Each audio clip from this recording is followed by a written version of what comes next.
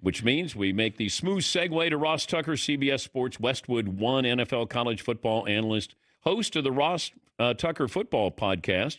And he was also hosting Westwood One's live NFL schedule release show last night. Ross, great to see you. What stood out from the schedule release last night? Well, I think the first thing that stood out to me, Dan, is that Westwood One even has a schedule release show on the radio and that they asked me to do it. I'm as curious as anybody to hear what the ratings are like for people hearing me talk about the schedule that comes out. It's really unbelievable. Ross, it's kind of like this show.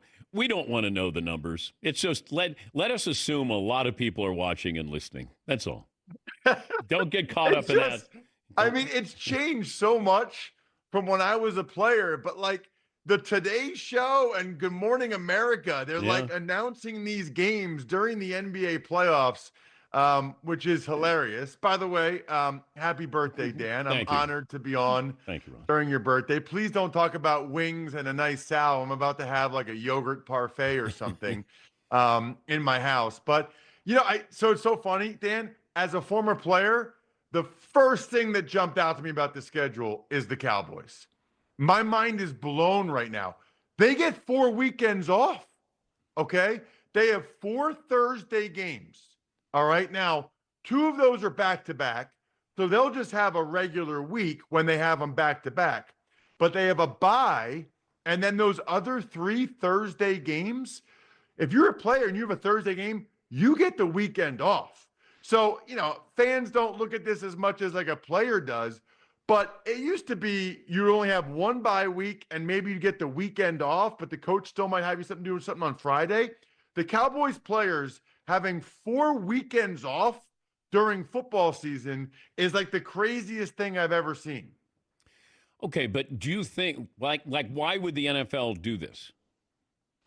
Well, because they want to put the Cowboys in as many standalone games as possible. Even if they're not going to be good. The over-under 7.5 wins. It's unbelievable. You know what? It doesn't matter.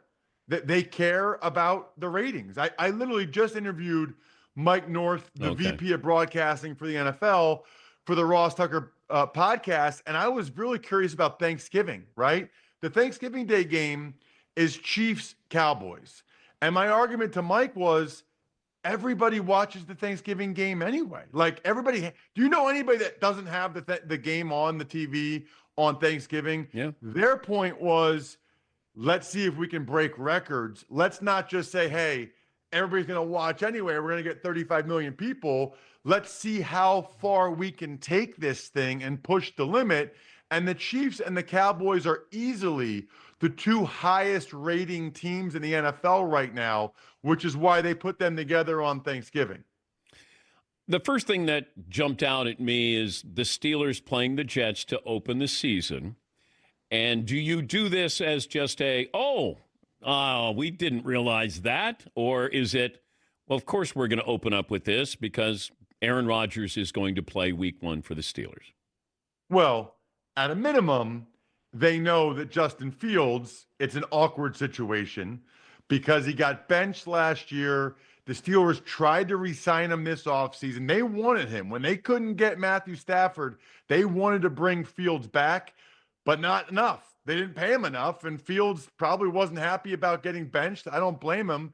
So he goes to the Jets. So there's already a built-in intrigue and storyline. I can't buy into the Justin Fields storyline. I'm going to watch. I do like Justin Fields, but I'm not going, oh, man, this is payback time for Justin Fields against the Steelers. The Rodgers thing, I think that they strongly suspect Rodgers will play for the Steelers, and that obviously takes us to another level, which I think brings up a really interesting point at this point, Dan. Why hasn't Aaron signed yet? Okay. You could have made the argument, if he's going to play, you could have made the argument he wanted to wait to see how the draft played out, right? At this point, the only reasonable, I'll say this, there's 2 reasonable arguments for why he hasn't signed yet.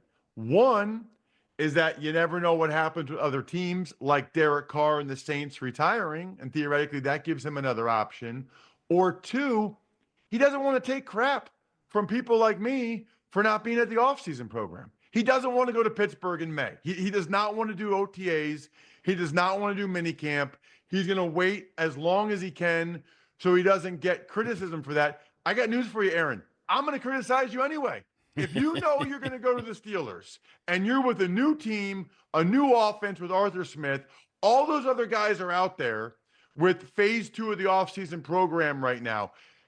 Don't tell me you're committed. Don't tell me you want to win games this year. Don't tell me it's a priority if you're not there working with your new teammates in your new offense. I'm trying to figure out, though, some of these teams who are going to be in primetime. Like the Dolphins. Well, the Dolphins have like 5 primetime games? Correct. Why? Dan, we're sharing a brain here. That was one of the things I was going to bring up if you brought it up. The teams that I'm surprised. So the primetime games is the most interesting aspect of the schedule release because that's the NFL telling you who they think will be good or interesting and who they think won't, right?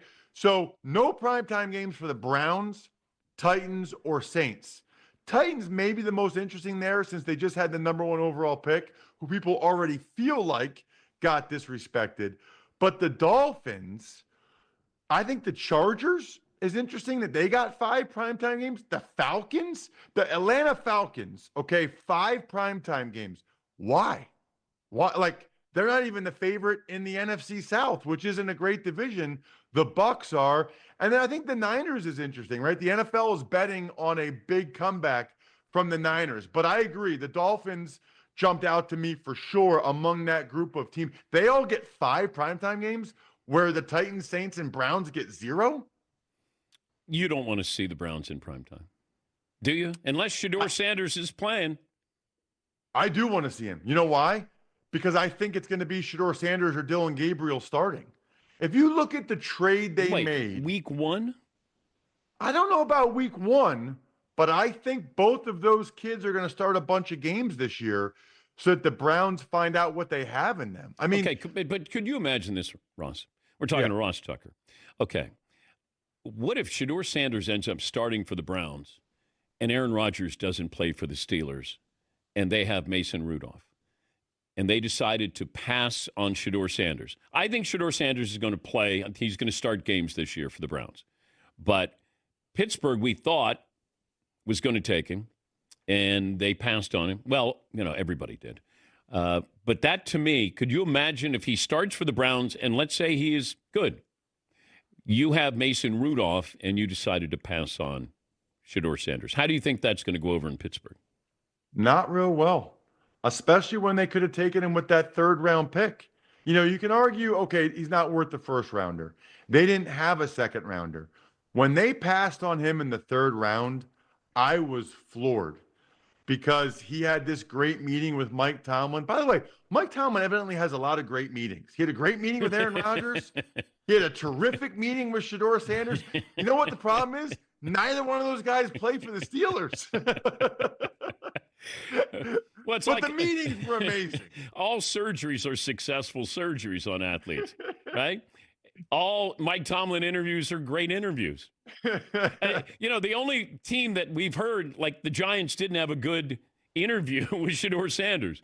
Like that came out and everybody criticized the reporters. Hey, put a name to this, whatever. They didn't have a good meeting with Shedeur Sanders. But I do think he's going to start games for them. And I think that that's going to be an interesting storyline. No primetime games. I don't know if there's any flex in at any point during the season where you go, you know what? Let's take the Cleveland Browns because of Shedeur Sanders. I would do that. I totally agree. Let's look at this logically, right? If you think about what the Browns did with the Travis Hunter trade and getting the Jaguars' 1st-round pick in 2026, they clearly, I think, realize they don't have a franchise quarterback. They need to try to find one. And what I would argue is, why does it make sense? I mean, maybe they'll do it for a couple games, but does it make sense to start Joe Flacco and Kenny Pickett this year? The Browns are not going to the Super Bowl. They're highly unlikely to even go to the playoffs. I think that they took Gabriel, and then in particular, Shedeur Sanders. I think they thought it was value. I think it's a couple of lottery tickets. let both these guys start 5 or 6 games this year.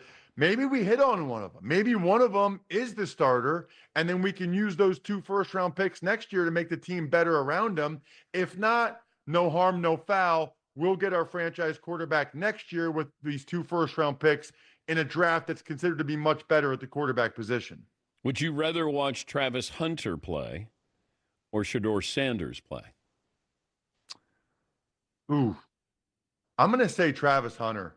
I think I'm curious about Shedeur, just like everybody else is, but I'm fascinated by Travis Hunter. I told you last time I was on, I think he's the best college football player I've ever seen, and I just want to see him play both ways, see how well it goes, and see what he is on both sides of the ball, and if it makes sense. Like, if he's an above average starter on both sides and he's playing a lot of snaps, does that make sense? Or would you rather have him try to specialize in one and be elite? Because average starters get one salary, elite players or above average starters get one salary.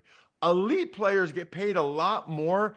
We've never seen it before, and I'm fascinated to see how it plays out. Great to see you.